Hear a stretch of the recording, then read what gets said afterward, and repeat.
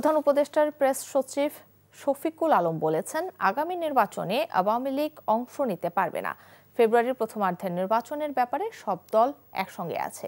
দেশের ইতিহাসে সবচেয়ে ভালো জাতীয় সংসদ নির্বাচন অনুষ্ঠিত হবে। সকালে মাগুরার নবগঙ্গা নদীর ব্রিজ সংলগ্ন জুলাই শহীদ স্মৃতিস্তম্ভে শ্রদ্ধা নিবেদন শেষে সাংবাদিকদের তিনি এসব কথা বলেন। শফিকুল আলম বলেন, 4টি বিশ্ববিদ্যালয়ে ছাত্র সংসদ নির্বাচন হয়েছে, সেখানে ভোটার উপস্থিতি ছিল উল্লেখ করার মতো। জাতীয় সংসদ নির্বাচনের জন্য পুরো জাতি প্রস্তুত, সবাই ভোটের জন্য অধীর আগ্রহে অপেক্ষা করছে। তিনি বলেন, গত 17 বছরে হাসিনার সময় কেউ ভোট দিতে পারেনি। প্রত্যেকটা নির্বাচনে টাকার বিনিময়ে এমপি হতেন ক্ষমতাসীন দলের নেতারা।